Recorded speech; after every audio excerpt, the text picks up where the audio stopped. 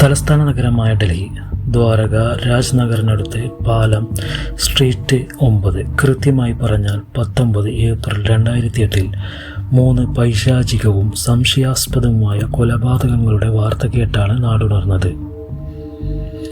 ഒരു കുടുംബത്തിലെ 3 പേർ കൊല്ലപ്പെട്ടതായി കാണപ്പെട്ടു. ക്രൂരമായ കൊലപാതകം. കൊല്ലപ്പെട്ടത് വിനോദ് ശർമ്മ 57 വയസ്സ്, ഭാര്യ പുഷ്പ ശർമ്മ 50 വയസ്സ്, മകനായ നിതിൻ്റെ ഭാര്യ പൂജ 26 വയസ്സ്. നിതിനും ഭാര്യ പൂജയും നിതിൻ്റെ അച്ഛനായ വിനോദ് ശർമ്മയ്ക്കും പുഷ്പ ശർമ്മയ്ക്കും ഒപ്പമാണ് താമസിച്ചിരുന്നത്. നിതിനെ കൂടാതെ വിനോദ് പുഷ്പ ദമ്പതികൾക്ക് വേറെ 2 ആൺകുട്ടികളും കൂടിയുണ്ട്. അവർ താമസിക്കുന്നത് അവരുടെ ചെറിയച്ഛൻ്റെ വീട്ടിൽ മുത്തച്ഛനോടും മുത്തശ്ശിയോടും ഒപ്പമാണ്. ഒരു ബാങ്കിലാണ് നിതിന് ജോലി ചെയ്യുന്നത്. രാവിലെ 10 മണിക്ക് ജോലിക്ക് പോയി കഴിഞ്ഞാൽ രാത്രി 10 മണി കഴിഞ്ഞാണ് നിതിൻ വീട്ടിലേക്ക് തിരിച്ചു വരാറുള്ളത്. പതിവ് പോലെ ഏപ്രിൽ 18-ാം തീയതി നിതിൻ ജോലിക്ക് പോയി. രാത്രി ഏറെ വൈകിയാണ് നിതിൻ ജോലി കഴിഞ്ഞ് തിരിച്ചു വരുന്ന വഴിക്ക് നിതിൻ്റെ ബൈക്ക് ഒരു മരത്തിൽ ഇടിച്ച് ആക്സിഡൻ്റ് ആവുന്നു. കാലിലും കൈകളിലും എല്ലാം പരിക്ക് പറ്റുന്നു. ഈ വിവരം അറിയിക്കുന്നതിന് വേണ്ടി അച്ഛനെയും അമ്മയെയും ഫോണിൽ വിളിക്കുന്നു. ഫോൺ സ്വിച്ച് ഓഫ് ആയി കാണുന്നു. ഭാര്യ പൂജയുടെ ഫോണിൽ വിളിച്ചാലും അതേപോലെ സ്വിച്ച് ഓഫ് ആയി കാണപ്പെടുന്നു. എപ്പോൾ അടിച്ചാലും ഫോൺ എടുക്കുന്ന തൻ്റെ വീട്ടുകാർക്ക് ഇത് എന്തു പറ്റി എന്ന ഭയത്താൽ തൻ്റെ ചെറിയച്ഛനെ ഫോണിൽ ബന്ധപ്പെടുന്നു. തനിക്ക് പറ്റിയ ആക്സിഡൻറ്റിനെ കുറിച്ചും വീട്ടിലേക്ക് വിളിച്ചാൽ കിട്ടാത്തതിനെ പറ്റിയും ചെറിയച്ഛനോട് സംസാരിക്കുന്നു. ചെറിയച്ഛൻ വിജയകുമാർ ശർമ്മ തൊട്ടടുത്തുള്ള പാലം എന്ന സ്ഥലത്താണ് താമസിക്കുന്നത്. ചെറിയച്ഛനോട് തൻ്റെ വീട്ടിൽ പോയി എന്താണ് സംഭവിച്ചത് എന്നുള്ള വിവരം അന്വേഷിക്കാൻ പറയുന്നു. നിതിനെ ആരായിരിക്കും ആക്സിഡൻറ്റിൽപ്പെടുത്തി പരിക്കേൽപ്പിച്ചത്? നിതിൻ്റെ വീട്ടുകാർക്ക് ഈ രാത്രിയിൽ എന്തായിരിക്കും സംഭവിച്ചത്? ഈ വിഷയത്തെക്കുറിച്ചാണ് ടോക്ക് ഓഫ് ഡിക്കാഡ്സിൻ്റെ ഇന്നത്തെ വീഡിയോയിൽ പറയുന്നത്. ചാനൽ ആദ്യമായി കാണുന്നവരാണെങ്കിൽ സബ്സ്ക്രൈബ് ചെയ്യാൻ മറക്കരുത്. വീഡിയോ ഇഷ്ടമായാൽ ലൈക്ക് ചെയ്ത് ഷെയർ ചെയ്യുക. ഇതൊരു പുതിയ ചാനലാണ്, സപ്പോർട്ട് ചെയ്ത് സഹായിക്കുക. നിങ്ങളുടെ സപ്പോർട്ട് ഉണ്ടെങ്കിൽ മാത്രമേ ഞങ്ങൾക്ക് നല്ല കണ്ടൻറ്റുമായി മുന്നോട്ട് പോകുവാൻ കഴിയുകയുള്ളൂ. നിതിൻ്റെ അച്ഛനായ വിനോദ് ശർമ്മ ഹംഗേറിയൻ കമ്പനിയിൽ ടെലിഫോൺ ഓപ്പറേറ്റർ ആയി ജോലി നോക്കുന്നു. നിതിൻ്റെ അമ്മയായ പുഷ്പ ശർമ്മ വീട്ടമ്മയാണ്, ജോലിയൊന്നുമില്ല. നിതിൻ്റെ ഭാര്യ പൂജ ഒരു സ്കൂൾ ടീച്ചറായി ജോലി നോക്കുന്നു. സംഭവം നടന്ന രാത്രി നിതിൻ ജോലി ചെയ്യുന്ന ബാങ്കിൽ കുറച്ചധികം ജോലി ചെയ്തു തീർക്കാൻ ബാക്കിയുള്ളതുകൊണ്ട് ഏറെ വൈകി 12 മണിക്കാണ് നിതിൻ വീട്ടിലേക്ക് തിരിച്ചത്. മടങ്ങി വരുന്ന സമയത്ത് ബുദ്ധജയന്തി പാർക്കിൽ ഒരു മരത്തിൽ ഇടിച്ചാണ് നിതിന് ആക്സിഡൻറ്റ് സംഭവിക്കുന്നത്. 12:40 നിതിൻ ചെറിയച്ഛനെ ഫോൺ വിളിച്ച് പറഞ്ഞ പ്രകാരം ചെറിയച്ഛൻ വിജയകുമാർ തൻ്റെ മകനെയും കൂട്ടി തൻ്റെ ജ്യേഷ്ഠനായ വിനോദ് ശർമ്മയുടെ വീട്ടിലേക്ക് തിരിക്കുന്നു. ഈ സമയം വിജയകുമാർ ജ്യേഷ്ഠൻ വിനോദ് ശർമ്മയുടെ അയൽവാസിയായ രവീന്ദ്ര സിംഗിനെ ഫോണിൽ വിളിക്കുന്നു. തൻ്റെ ജ്യേഷ്ഠൻ വിനോദ് ശർമ്മ ഫോൺ വിളിച്ചാൽ എടുക്കാത്തതിനെ പറ്റി പറഞ്ഞു. അവരുടെ വീട്ടിൽ പോയി അന്വേഷിച്ച് വരുവാൻ പറയുന്നു. രവീന്ദ്ര സിംഗ് വാച്ചിലേക്ക് നോക്കുമ്പോൾ 1 മണി കഴിഞ്ഞിരിക്കുന്നു. എന്നിരുന്നാലും തൻ്റെ അയൽവാസിയായ വിനോദ് ശർമ്മയുടെ വീട്ടിലേക്ക് പോകാൻ തീരുമാനിക്കുന്നു. വിനോദ് ശർമ്മയുടെ വീട്ടിലെത്തിയ രവീന്ദ്ര സിംഗ് കോളിംഗ് ബെൽ അടിച്ചു. ഡോറിൽ തട്ടി വിളിക്കുന്നു. വീണ്ടും കോളിംഗ് ബെൽ അടിച്ചിട്ടും ഒരു റെസ്പോൺസും വീട്ടിനകത്തു നിന്നും ഉണ്ടായില്ല. എന്ത് ചെയ്യണമെന്നറിയാതെ രവീന്ദ്ര സിംഗ് വിജയകുമാറിനെ ഫോണിൽ വിളിക്കുന്നു. അപ്പോൾ വിജയകുമാർ വാതിലുടച്ചോ ജനൽച്ചില്ല് തകർത്തോ അകത്ത് കയറി അന്വേഷിക്കുവാൻ രവീന്ദ്ര സിംഗിനോട് പറയുന്നു. ഇതുപ്രകാരം രവീന്ദ്ര സിംഗ് വീടിൻ്റെ മുൻവശത്തുള്ള ഡോർ തള്ളിയപ്പോൾ ഡോർ ലോക്ക് ചെയ്തിട്ടില്ല. ഡോർ തള്ളി തുറന്ന് അകത്തു കയറിയ രവീന്ദ്ര സിംഗ് വീടിനുള്ളിൽ ആകെ ഇരുട്ടായിരുന്നു. ലൈറ്റിൻ്റെ സ്വിച്ച് തപ്പിപ്പിടിച്ച് ഓണാക്കിയപ്പോൾ കണ്ടത് ഞെട്ടിപ്പിക്കുന്ന കാഴ്ചയായിരുന്നു. രവീന്ദ്ര സിംഗ് ആകെ ഭയന്ന് വിറച്ചു. എന്തു ചെയ്യണമെന്നറിയാതെ സ്തംഭിച്ചു നിന്നു. ആ കാഴ്ച അത്രയ്ക്കും ഭയാനകമായിരുന്നു. തൻ്റെ അയൽവാസിയായ വിനോദ് ശർമ്മ രക്തത്തിൽ കുളിച്ച് മരിച്ചു കിടക്കുന്നു. ദേഹമാകെ നിറയെ വെട്ടിയ പാടുകളുണ്ടായിരുന്നു. ഉടൻ തന്നെ രവീന്ദ്ര സിംഗ് വിജയകുമാറിന് ഫോൺ ചെയ്തു കണ്ട കാഴ്ച വിവരിച്ചു.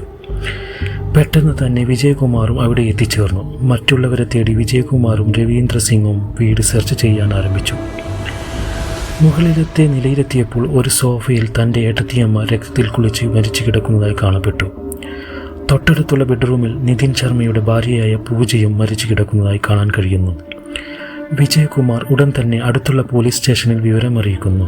കുറച്ച് സമയത്തിനുള്ളിൽ പോലീസ് അവിടെ എത്തുന്നു. പോലീസ് എത്തി വീട് സീൽ ചെയ്ത് ഫോറൻസിക് ഡിപ്പാർട്ട്മെൻറ്റും അവിടെ എത്തിച്ചേർന്നു.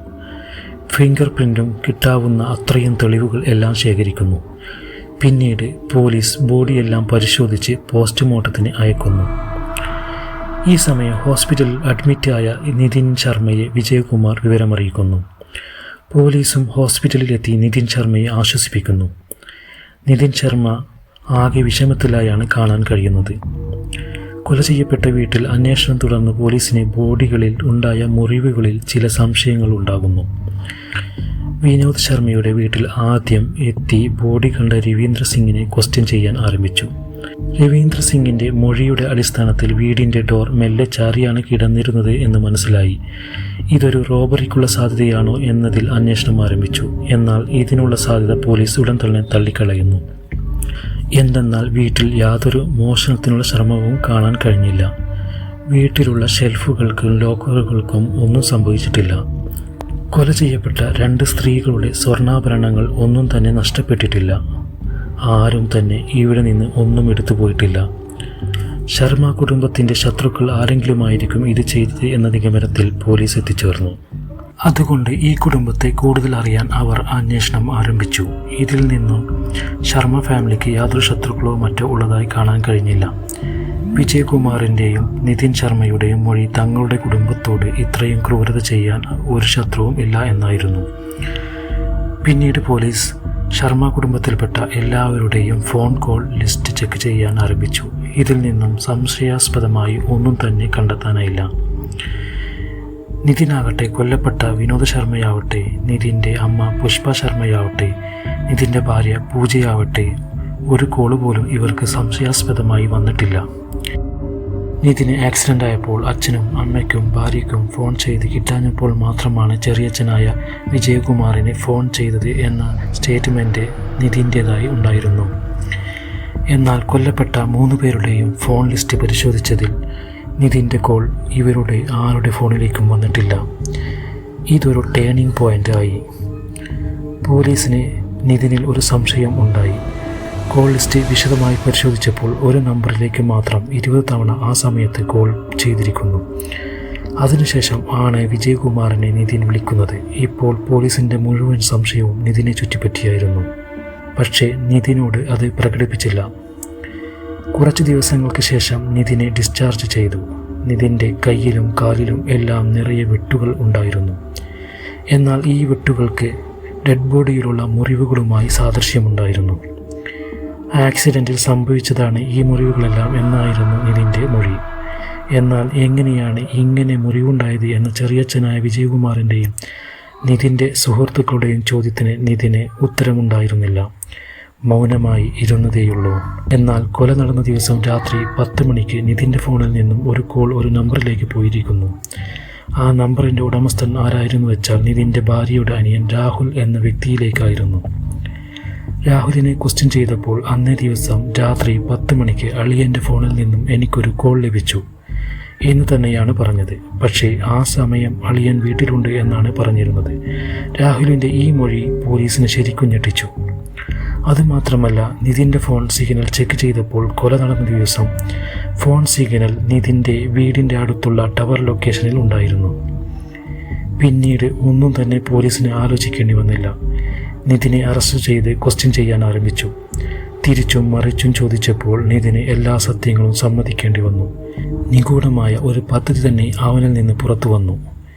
ഇപ്പോൾ നിതിന് 28 വയസ്സാണ് പ്രായം. 28 വർഷങ്ങൾക്ക് മുമ്പ് 1980 വിനോദ് ശർമ്മയുടെയും പുഷ്പ ശർമ്മയുടെയും വിവാഹം നടന്നു.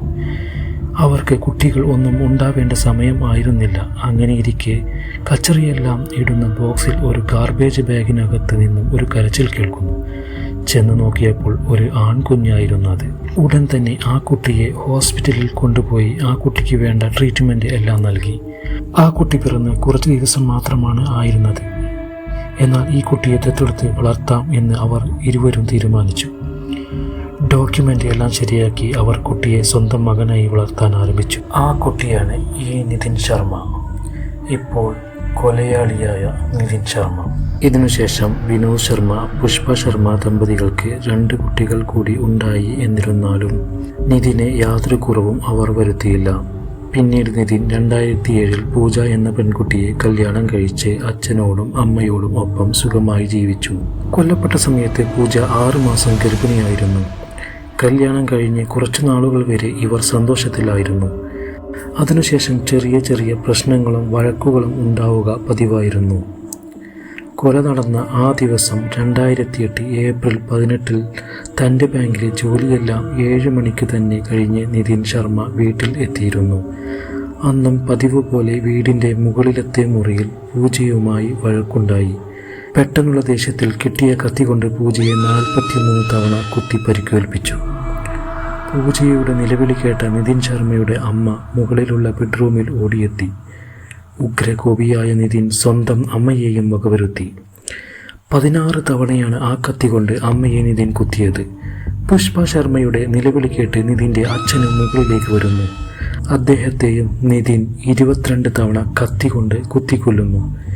പിന്നീട് കൊല ചെയ്യാൻ ഉപയോഗിച്ച കത്തി, ആ സമയം ധരിച്ചിരുന്ന ഡ്രസ്സ് എല്ലാം ഒരു ബാഗിനുള്ളിലാക്കി നിതിൻ അടുത്തുള്ള ഒരു റെയിൽവേ ട്രാക്കിൽ കൊണ്ടുപോയി തൻ്റെ ദേഹത്തും കുറച്ച് മുറിവുകൾ വരുത്തി കത്തിയും ഡ്രസ്സും ബാഗും ഉപേക്ഷിച്ചു.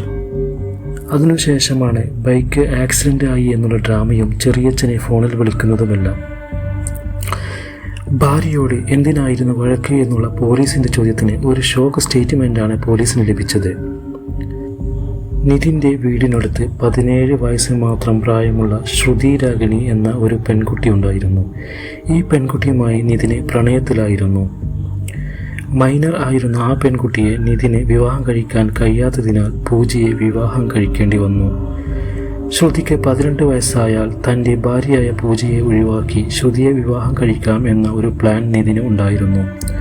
എന്നാൽ ഈ പ്രണയത്തിൻ്റെ രഹസ്യം പൂജ കണ്ടെത്തുകയായിരുന്നു. കല്യാണത്തിന് മുന്നേ തൻ്റെ ഭർത്താവായ നിതിന് ഒരു കാമുകിയുണ്ട് എന്നുള്ള വിവരം പൂജയ്ക്ക് ഒരു ഷോക്കായിരുന്നു. എന്നാൽ നിതിൻ്റെ വിവാഹം കഴിഞ്ഞു എന്ന് 17 വയസ്സായ ശ്രുതി രാഗിണി അറിഞ്ഞിരുന്നില്ല. ഒരേ സമയം ശ്രുതിയെയും പൂജയെയും നിതിൻ വഞ്ചിക്കുകയായിരുന്നു. ഇതെല്ലാം അറിഞ്ഞ പൂജ നിതിനുമായി വഴക്കുണ്ടാക്കുകയായിരുന്നു. തെറ്റായ വഴിയിൽ നടന്നിരുന്ന നിതിനുമായുള്ള വഴക്കിൽ അച്ഛൻ്റെയും അമ്മയുടെയും സപ്പോർട്ട് പൂജക്കായിരുന്നു. ഇത് നിതിന് അച്ഛനോടും അമ്മയോടും വൈരാഗ്യം വളരാൻ കാരണമായി. ഇത് ഇങ്ങനെ വിട്ടാൽ പറ്റില്ല, പൂജയെ എങ്ങനെയെങ്കിലും തീർക്കണം എന്ന പ്ലാൻ 10 ദിവസമായി നിതിൻ ഉള്ളിൽ കൊണ്ടു നടക്കുന്നു. ശരിയായ ഒരു അവസരം കിട്ടിയപ്പോൾ, അതായത് കൊല നടന്ന ദിവസം 2008 ഏപ്രിൽ 18 തൻ്റെ ഭാര്യയെയും അച്ഛനെയും അമ്മയെയും കൊലപ്പെടുത്തി. രാഗിണിയെ കസ്റ്റഡിയിലെടുത്ത് ചോദ്യം ചെയ്തപ്പോൾ രാഗിണിക്ക് നിതിനുമായി ഒരു റിലേഷൻഷിപ്പും ഇല്ല എന്നും നടന്ന കൊലകളിൽ തനിക്ക് യാതൊരു ബന്ധവുമില്ല എന്നുമാണ്. എന്നാൽ കൊല നടന്ന ദിവസം 20 തവണ ഫോൺ ചെയ്തത് ശ്രുതി രാഗിണിക്ക് ആയിരുന്നു. ശ്രുതിയും ഗൂഢാലോചനയിൽ ഉൾപ്പെട്ടതായി പോലീസ് കരുതുന്നു. പിന്നീട് IPC സെക്ഷൻ 302, 201 എല്ലാം ചേർത്തി കോടതിയിൽ പ്രൊഡ്യൂസ് ചെയ്തു. തെളിവുകളുടെ അടിസ്ഥാനത്തിൽ 2012 തെറ്റ് ചെയ്തു എന്ന് തെളിയിച്ചതിനാൽ ഡൽഹി ഹൈക്കോടതി മരണം വരെ തൂക്കിക്കൊല്ലാൻ വിധിച്ചു. പിന്നീട് 2014 സുപ്രീം കോടതിയിൽ അപ്പീലിന് പോയി. താൻ പ്ലാൻ ചെയ്തല്ല കൊന്നത്, പെട്ടെന്നുണ്ടായ കൊലപാതകത്തിലാണ് കൊലകളെല്ലാം നടന്നത് എന്ന് വാദിച്ചു. ഇതിൽ കോടതി മരണം വരെ തൂക്കിക്കൊല്ലും എന്നുള്ള ശിക്ഷ ജീവപര്യന്തമായി കുറച്ചു. നിതിൻ ജയിലിൽ ആയ ശേഷം രാഗിണി വേറെ കല്യാണം കഴിച്ചു. കുപ്പത്തൊട്ടിയിൽ നിന്നു കിട്ടിയ നിതിൻ തങ്ങളുടെ കൊലയാളിയാകുമെന്ന് പുഷ്പ ശർമ്മയും വിനോദ് ശർമ്മയും ഒരിക്കലും വിചാരിച്ചു കാണില്ല. ഒരിക്കലും പൊറുക്കാൻ പറ്റാത്ത തെറ്റാണ് നിതിൻ അച്ഛനോടും അമ്മയോടും ചെയ്തത്. എന്താണ് നിങ്ങളുടെ അഭിപ്രായം എന്നുള്ളത് കമൻറ്റിൽ അറിയിക്കുക. ഈ വീഡിയോ ഇവിടെ അവസാനിക്കുന്നു. മറ്റൊരു ക്രൈം സ്റ്റോറിയുമായി വീണ്ടും കാണാം. മറക്കാതെ സബ്സ്ക്രൈബ് ചെയ്യുക. Thank you.